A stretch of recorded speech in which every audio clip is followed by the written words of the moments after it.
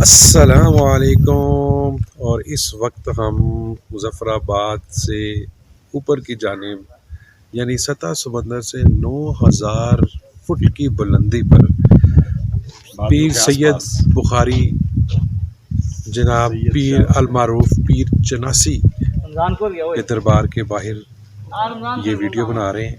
और जैसे कि ये सूफिया इकराम का ये तरीक़ रहा है कि वो ऐसी जगह ढूंढते हैं जहाँ पर वो फोकस कर सकें, नेचर से करीब हो सके, इबादत कर सकें। इसी तरह इन्होंने भी ये जगह का इंतखाब किया। और पीर चनासी मशहूर होने की वजह ये थी कि ये पीर साहब जो है ना चाँद को निकलने का इंतज़ार करते थे, तो चंद आसी उस निस्बत से इनका नाम पड़ा पीर चनासी।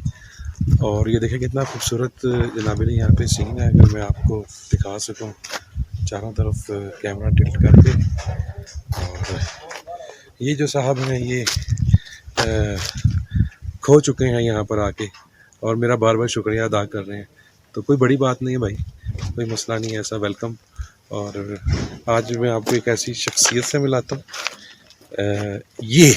ये है वो शख्स जो हमें एज अ गाइड यहाँ पे लेके आया। ये सिर्फ एज अ गाइड नहीं है, ये सब्सक्राइबर भी हैं सफदर साहब के। और मुज़फ़्फ़राबाद के जितने इलाकों का मैं 2-3 बार कश्मीर आ चुका हूँ, लेकिन हर बार रास्ते भूलता था और मुझे क्लैरिटी नहीं थी। तो तकरीबन आधी रात मैंने इनके बाकायदा कान खाए हैं और समझ लें कि रोज़ा इनके कान खा के रखा है। और मैं उनसे पूछता रहा हूँ कि भाई कैसे कैसे, और सिर्फ आप लोगों के लिए। और इनके साथ प्लान ऐसा किया है कि 6 दिन में 10 से ज़्यादा कश्मीर के मशहूर काबिल दीद मकामात आपको हम दिखाएंगे, उसका अनकरीब प्लान करें। इसके अलावा एक और आपको बताएं कि हम एक बाइकिंग टूर भी करेंगे, बाइक्स के ऊपर आएंगे। तो बाइकिंग वाले हज़रात हैं वो भी राब्ते में आ जाएँ और जल्दी से आप लोग ना हमारे राब्ते में आ जाएँ, क्योंकि अगले साल से हो सकता है कि हम आपकी पकड़ में ना आएँ, क्योंकि हम इंटरनेशनल टूर्स जो हैं उनको भी प्लान कर रहे हैं। तो पॉसिबल है कि अगला पूरा साल जो है हमारा वो दुनिया देखने के लिए हम निकले हों और हम वो इंजॉय कर रहे हों, कुदरत को देख रहे हों, मुख्तलिफ श्राइन्स का विज़िट कर रहे हों। क्यों सफदर साहब, ऐसी आर यू एग्रीड? बिल्कुल, आर यू कमिटेड? बिल्कुल ऐसी। ले भी पकड़ लें तैयारियाँ जनाब, आ जाएं, शामिल हो जाएं और पासपोर्ट वगैरह भी बनवा लें जो हमारे साथ जाना चाहते हैं और जो पाकिस्तान में सैर करना चाहते हैं। सीज़न आ गया है, वो भी राब्ते में आ जाएं। था पीर चनासी और यहाँ से हमने ट्रैकिंग स्टार्ट की है एक दूसरी पहाड़ी की तरफ। और ये देखें, ये हमारे जवान कोहे पेमा। और ये ट्रैक आपको नज़र आ रहा है, अगर वो ऊपर हमने जाना है 1-1.5 घंटा इस ट्रैकिंग पे लग जाएगा। होप कि ये ट्रैकिंग अच्छी रहेगी। देखें ये 4 पाँव वाले गधे भी ट्रैकिंग कर रहे हैं। आजकल 4 पाँव वाले गधों की नस्ल कम हुई है ना 2 पाँव वालों की ज़्यादा, इसलिए आपको बता रहे हैं। जी भाई, पानी पिलाएं फिर आपको? ओके जनाब। नाजरीन, इस वक्त हम जिस मकाम पर मौजूद हैं ये एक बहुत ही सहर अंगेज जगह है और पहाड़ के सबसे ऊपर बाबा टाकियाँ वाला का ये एक टिब्बा है। और जो लोग इम्तिहान में नाकामी का खौफ रखते हैं, बीवी पे काबू पाना चाहते हैं, बीवी शोहर को काबू करना चाहती है, सास बहू के झगड़े होते हैं, एक रात में तकदीर बदल जाए, और इसके लिए यहाँ पर जो आस्ताना बनने जा रहा है वो है ये आस्ताना सफदरिया। जिन लोगों को एक रात में अपना मुकद्दर चेंज करना है, हालात को काबू करना है, वो यहाँ पर आएँ और यहाँ पे मुख्तलिफ टाकियाँ बांधें। अगर आप लोग ये समझ रहे हैं कि मैं ये सच कह रहा हूँ तो आप बिल्कुल गलत समझे हैं। सफदर साहब ऐसे नहीं हैं, मुझे पता है और आपको भी पता है। आपको पसंद आ गई, आप इधर बैठना पसंद करेंगे? बिल्कुल बिल्कुल।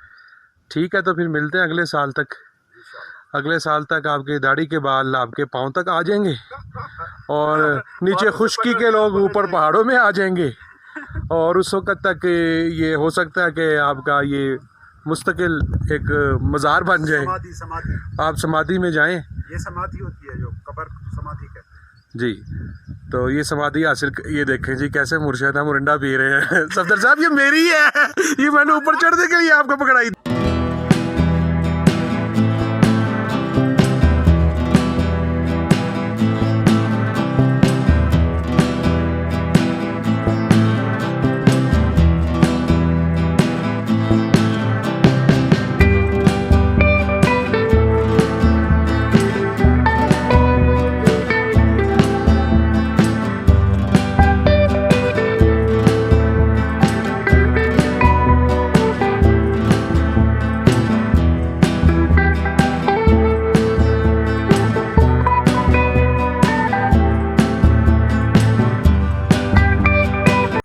अपने शर्मा साहब जानते तो होंगे, ये नकली समाधि इन्होंने अपने ऊपर तारी कर लिया इस वक्त, और ये नेचर से एक हो रहे हैं। ये मुझे नहीं पता कि डंडा इन्हें किसने दिया है लेकिन एक डंडा इनके पीछे जरूर है। मैं बस ही हो गया हूँ।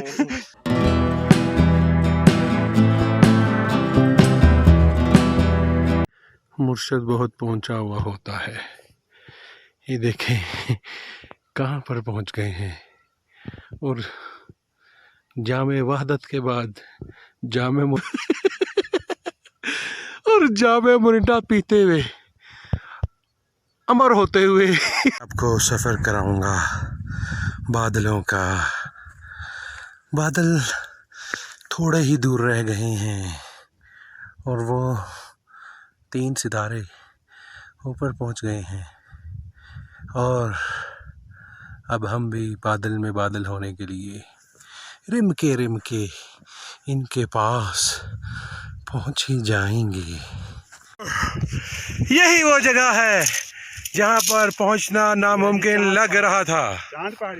चांद पहाड़ी पर चांद चेहरों के साथ 4 लोग बिल आखिर पहुंच ही गए।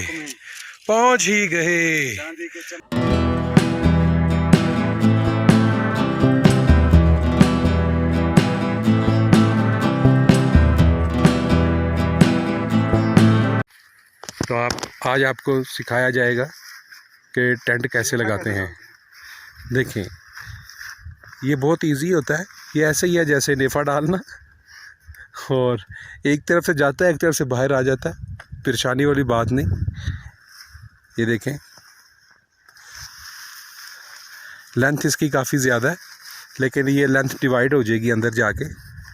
और ये सफदर साहब खुद अपने हाथों से अपना छोटा सा आशियाना यहाँ पर बनाने वाले हैं, और एक इसका जो है वो लेंथ लग गई है जी। इसमें हवा जाए बंद हो जाए, उड़ नहीं सकता। तो जी उड़ेगा तो बीच में आपका होना ज़रूरी है, फिर नहीं उड़ेगा।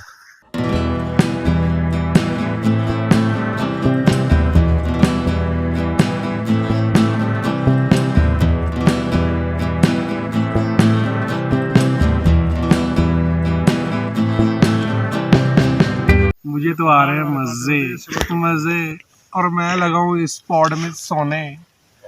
सोना कितना सोना है, सोने जैसा मेरा मन, सुन जरा सुन क्या कहती है। टाटा बाय बाय भाई, जाए मैं लगाऊं सोने। बहुत ऊपर चढ़ा लिया आपने, मुझे कोई डिस्टर्ब ना करे भाई। अस्सलाम वालेकुम व्यूअर्स, इस वक्त हम टॉप पे मौजूद हैं। पीर चनासी से आगे 1.5-2 घंटे हम चलते गए हैं, और ये कहलाती है चांद पहाड़ी, जहाँ पर चांद जैसे लोग हैं। हाँ जी, ये देखें, एक आसमान का चांद है, एक ज़मीन का चांद है। ये चांद हमें लेके आया है, और वो देखें एक पीछे चांद है, उससे गिरन लग गया है। और वो पीछे जो है आप लाश देख रहे हैं कि छोटी मोटी लाश नहीं है, ये इम्पोर्टेड लाश है। ये इटली की लाश है, ये टूटा हुआ शहाब साकिब है। इम्पोर्टेड लाश नहीं चलेगी, इम्पोर्टेड हुकूमत नहीं चलेगी। जब आप उधर आर्मी में अपनी जॉब कर रहे थे वज़ीरिस्तान में, और वापस आप आ रहे थे यहाँ पे मुजफ्फराबाद, तो क्या आपको पता था अचानक हम आपसे रब्ता करेंगे और सफदर साहब से आपकी मुलाकात हो जाएगी? नहीं, बिल्कुल भी नहीं मालूम। अब उनके साथ मुलाकात हो गई है, तो कैसा लग रहा है? अल्हम्दुलिल्लाह बड़ा अच्छा लग रहा है। सोचा नहीं था जो चीज़ आपने सोची ना वो हो जाए, क्योंकि मैंने पहले प्लान किया हुआ था आपका जो रूही वाला ट्रिप था कि उसमें मैं ज्वाइन करूँगा, वो मैं किसी पर्सनल रीज़न की वजह से नहीं कर सका, और वो फिर आप लोगों का ट्रिप भी चेंज हो गया, किसी और में कन्वर्ट हो गया, बट हुआ, लेकिन मैं नहीं ज्वाइन कर सका। तो बस मीनवाइल ये आ गया। हम भी इस्लामाबाद से वापस लाहौर जा रहे थे, तो अचानक आपसे रब्ता हो गया, और दिल को दिल से राह होती है, शायद इसी वजह से, यानी कि आप बहुत अच्छा फील कर रहे हैं। बिल्कुल। और ये जो साहब हैं, ज़रा मेरे साथ तशरीफ़ लाएं। इनको तो आप जानते ही होंगे। ये साहब ये जो साहब हैं ये खुद सो रहे हैं। अब आपको कैसा लग रहा है?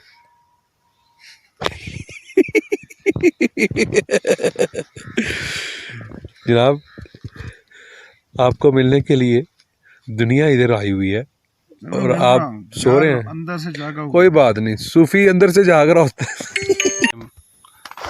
आप इटली से सफ़र करके आए हैं यहाँ पे, तो इतना लंबा सफ़र करके आए हैं और हर 5 मिनट बाद आप सो जाते हैं। क्योंकि अंदर जाग गया, इसका मतलब ये तो नहीं कि बाहर सोती रहो। अंदर का अगर आपका भीतर का दिया आपका रोशन हो गया तो इसका मतलब ये तो नहीं कि आप किसी को अटेंड ही ना करें, बातचीत ना करें, ऊंची ऊंची आवाज़ें ना निकालें, चीखें ना निकालें। आपको पता है जिसकी चीख नहीं निकलती उसका दूसरा तरीका क्या होता है चीख निकालने का? निकलवानी पड़ती है। हकीम बाबर साहब से मिलवाया था ना आपको। तो अच्छा, आप बताएं कैसा फील कर रहे हैं आप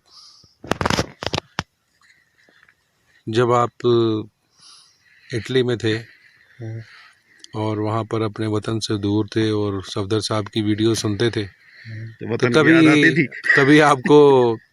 कभी आपने सोचा था कि आपकी इनके साथ मुलाकात होगी? इनके साथ सोचा था आपने? वैसे तड़प थी कि कब जाऊंगा। जी। छोटे से दिल को तसल्ली देता रहा, बस जाने वाले हैं। तो अब जब ये आपको मिल गए तो आप कैसा फील कर रहे हैं? फील मरा सा, सोया सा, या नहीं, फिलहाल फील का नहीं पता। नींद में इजाफा हो गया? हाँ। स्कूल में इसका मतलब सर ये आप लोगों को नींद में ले जाते हैं, ये क्या, ये आप नींद इनलाइटनमेंट है जी। स्लीपिंग पिल्स खिलाते हैं? नींद इनलाइटनमेंट है। नींद इनलाइटनमेंट है। आओ मिलके सोते से हैं। आजाद। यानी कि फिर सारे मिलके लाइटन होते हैं। आए इस कैंप में घुस के सोते हैं। जी सर, चांद टॉप से अपना बोरिया बिस्तरा समेटते हुए